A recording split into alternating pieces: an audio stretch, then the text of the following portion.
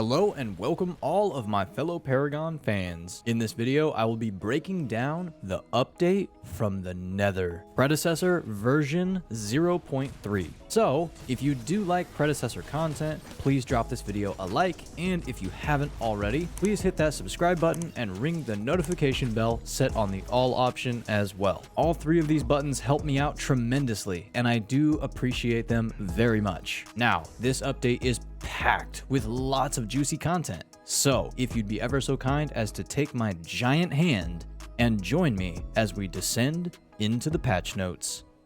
First off, of course, we have to address the bounty hunter in the room. Revenant is now a part of Predecessor's roster, and he looks better than ever with his glowing eyes, 4-cylinder hand cannon, and brand new character animation system, with which he is actually the first to feature. But have no fear, because these gorgeous animations will be ported to all the other characters within Predecessor in the future.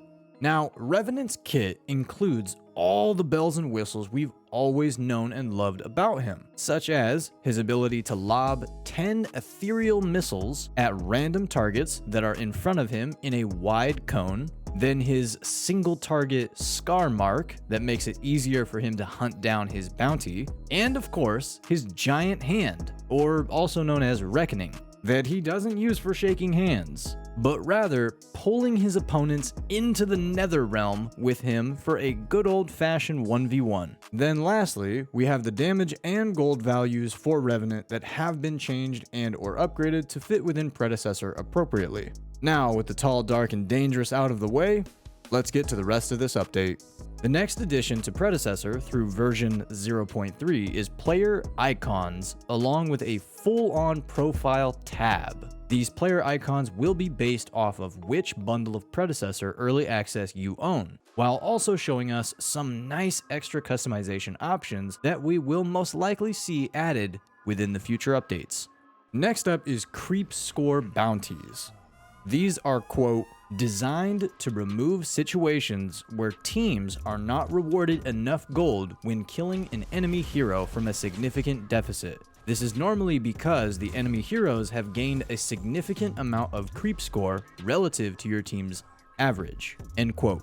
Originally, Predecessor, quote, only accounted for a hero's kill streak in the bounty system. Now, these enemy heroes will also increase this same bounty through the amount of creep score they have relative to your team. This will allow us to reward players that are significantly behind in the economy from multiple sources to come back into the game through enemy misplays, end quote. It's very nice to see an addition like creep score bounties being implemented into Predecessor, not even 2 months after early access launch. It's yet another way Omeda is showing just how much they care about the flow of each match within Predecessor. Onto an addition that I am personally incredibly excited to see. Now, there are post-game boards that, quote, allow you to add players after a match, and another screen that will show off all of your stats from that previous game. Myself and many other players from the Predecessor community have been wanting to see match end details. So, once again, it's very nice to see something like this being added not even 2 months after early access launch.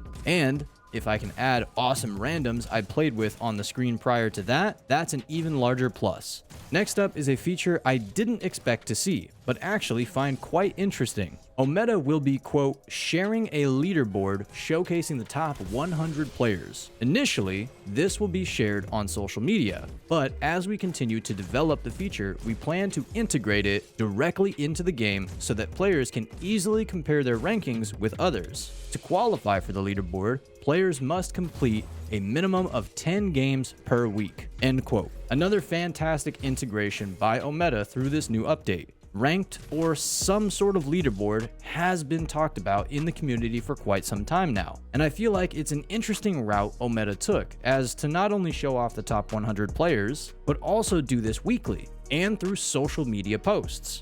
I think it's a fantastic idea because it adds a grind aspect to Predecessor, while also giving the known and unknown players a shot at being noticed even further. Next up is a post-game survey you can fill out that, quote, will require you to give us some feedback on your previous game. This data will help us monitor overall and individual community responses to matches on a daily basis, something that will help us to understand what's going well as what we can improve.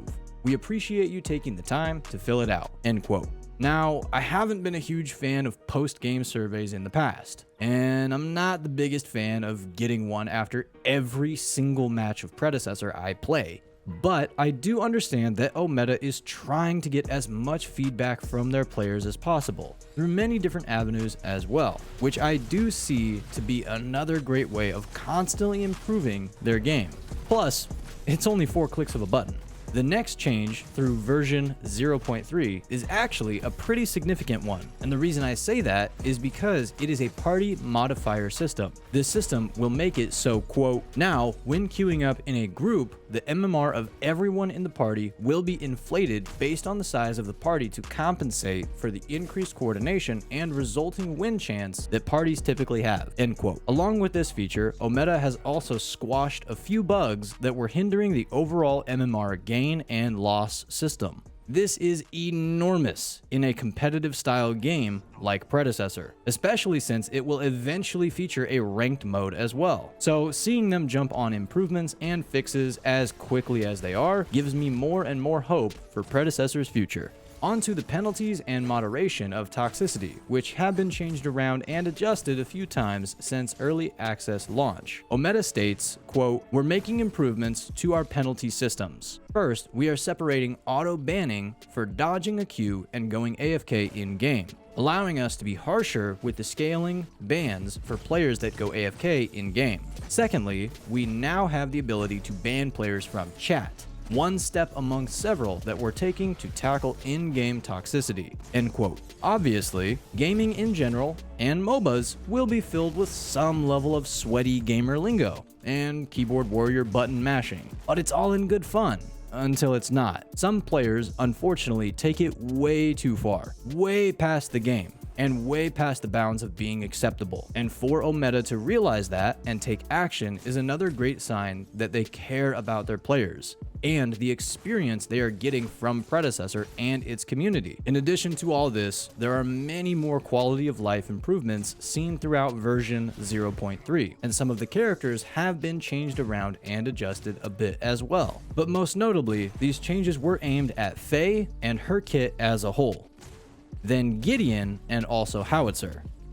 But if you'd like to read through the entire patch notes covering all the changes, updates, adjustments, and bug fixes, I will leave the official Predecessor blog linked in the description down below. And if you made it this far, thank you very much. I appreciate you. But if you haven't already, please drop this video a like and comment. And if you'd like to see more Predecessor related content from me, please also hit that subscribe button and ring the notification bell set on the all option. Take care, my fellow Paragon fans. I'll see you in the next one.